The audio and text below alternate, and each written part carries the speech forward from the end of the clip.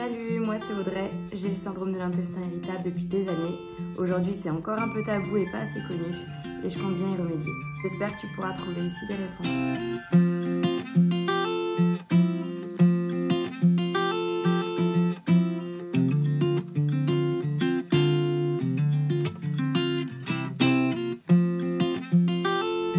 Qui dit ça aujourd'hui?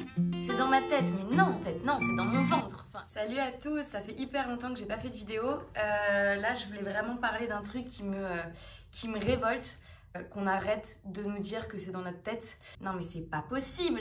Vous êtes hyper nombreuses, moi pareil. J'ai eu, je sais pas, une dizaine de médecins qui m'ont dit que c'était dans ma tête, qu'il fallait que je me déstresse, madame. Non mais c'est pas possible.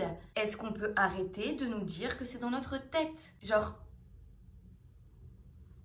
Mais allô? Enfin, non, personne dit ça. Faut essayer de comprendre le truc. C'est-à-dire que nous avons des douleurs, nous avons mal au ventre, nous sommes ballonnés, nous sommes constipés, on a des diarrhées, on fait quasiment des occlusions intestinales et on nous dit c'est dans la tête, allez, détendez-vous. Donc en fait, personne ne veut savoir pourquoi, quelle est la cause. On ne va pas chercher en amont, ce n'est pas dans votre tête, ce n'est pas dans ta tête, ok? Peu importe ce qu'on peut te dire, ce n'est pas dans ta tête. Ballonnement, gaz, constipation, diarrhée, vous êtes fatigué, vous avez des crises, il y a quelque chose qui ne va pas. Je vous explique juste ma vision des choses et la marche à suivre quand vous êtes dans ce cas-là. Premier conseil, allez voir un spécialiste du ventre. La première chose pour moi, c'est que vous avez un problème de ventre. Ça se passe au niveau de votre ventre. Allez voir un spécialiste, un gastro-entérologue spécialisé dans les problèmes de ventre, dans les problèmes digestifs. Et je sais encore une fois que pas tous sont très bons, mais on commence à y arriver. Mais c'est la seule personne qui va pouvoir vous comprendre et qui va pouvoir poser un diagnostic efficace et vous faire passer les tests. Vous devez passer les tests. Ça va être respiratoire, ça va être des prises de sang, ça peut être une coloscopie, pardon. Donc voilà, tous leurs tests pour poser un diagnostic. Alors attention, le diagnostic va être par élimination. Parce qu'encore aujourd'hui, on a du mal à déterminer le syndrome de l'intestin irritable. D'où la complexité de ce syndrome. Mais donc par élimination, on va vous enlever le cancer du côlon, on va vous dire que c'est pas une inflammation de ceci ou de cela, des maladies de Crohn, enfin des choses beaucoup plus graves. On va vous les enlever et là on va vous dire, bah, écoutez madame, vous avez le syndrome de l'intestin irritable. Ok, je le sais. C'est vraiment la première étape avant de commencer quoi que ce soit. Vous devez savoir ce que vous avez. Maintenant, vous avez le syndrome de l'intestin irritable. Ça y est, c'est bon, c'est dit, c'est fait. Et bah là, il faut l'accepter. C'est vraiment un... Alors, ça peut paraître bête, mais c'est un des plus gros conseils que je peux avoir. Vous devez l'accepter. Vous l'avez, ça ne se guérit pas. C'est stop, c'est fini, c'est bon. J'accepte.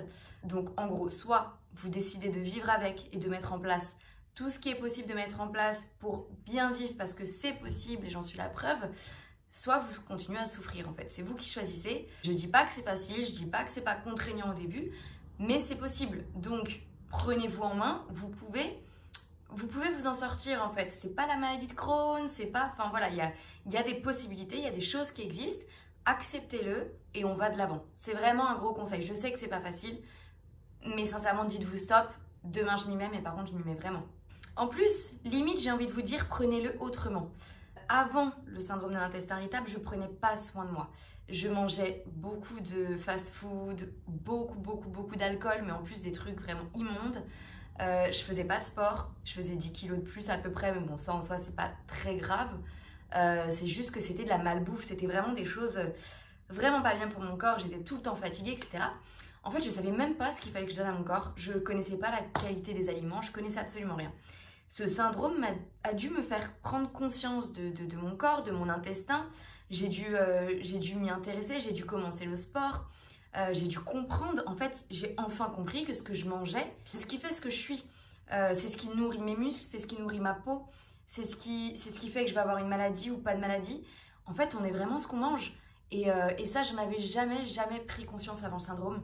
Du coup, limite aujourd'hui, bon, c'est très gros de dire merci, mais j'ai envie de dire, ouais, je le prends mieux parce que maintenant je sais le gérer et que maintenant j'ai adapté ma vie en fonction et que limite ça m'a permis de changer mon hygiène de vie et de gagner en années de vie saine parce que si j'avais continué comme ça, je sais pas du tout comment je serais aujourd'hui en vrai.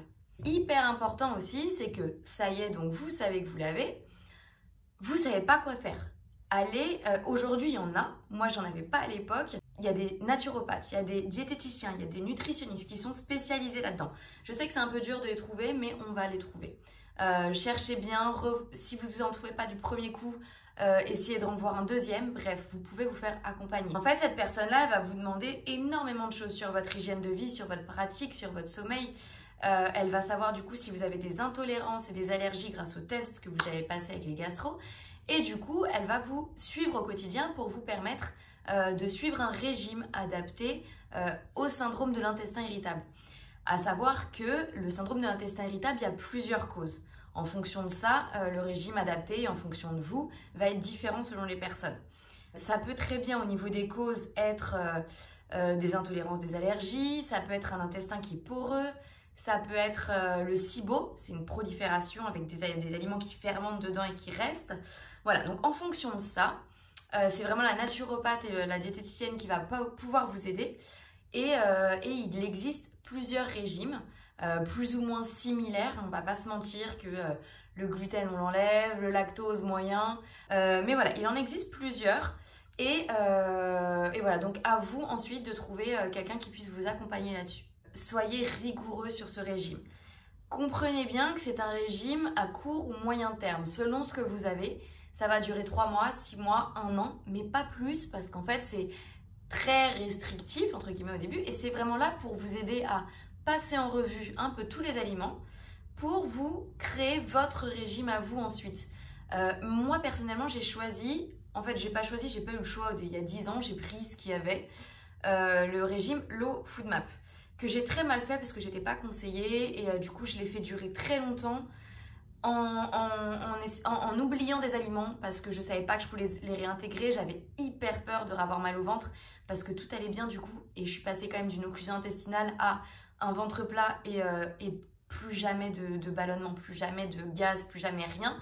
Donc j'ai eu une énorme peur de réintroduire. Erreur, aujourd'hui je la fais plus parce que j'ai travaillé sur moi et que je me suis vraiment informée dessus. Mais voilà, moi ça c'est mon régime. Je sais qu'il fonctionne à 75%, enfin pour 75% des personnes qui ont le syndrome. Mais il faut se dire que c'est à court et moyen terme. Ensuite, c'est vraiment là pour vous créer votre prochaine alimentation, votre régime individuel, on va dire. Par contre, il faudra juste vous dire que vous ne serez pas guéri, hein, d'accord? On ne guérit pas de ça. On l'a tout le temps, c'est-à-dire que moi, si je remange comme avant, et ben je redeviens malade comme avant. Dites-vous que c'est un changement de vie. Vous allez devoir trouver des autres habitudes, changer vos habitudes, bonnes ou mauvaises, mais souvent mauvaises. Vous allez devoir faire du sport, vous allez devoir vraiment changer vos aliments, vous allez devoir vous organiser. C'est une organisation, je sais au début c'est vraiment un enfer. Mais après, en soi, c'est beaucoup plus simple. Vous allez devoir beaucoup plus cuisiner aussi, choisir bien vos produits. En tout cas, aujourd'hui, c'est la seule chose qui vraiment aide les personnes au syndrome de l'intestin irritable. Moi, je pourrais absolument pas m'en passer. Je le conseille sincèrement à tout le monde. Encore une fois, en fonction de votre diagnostic et de la cause de votre syndrome.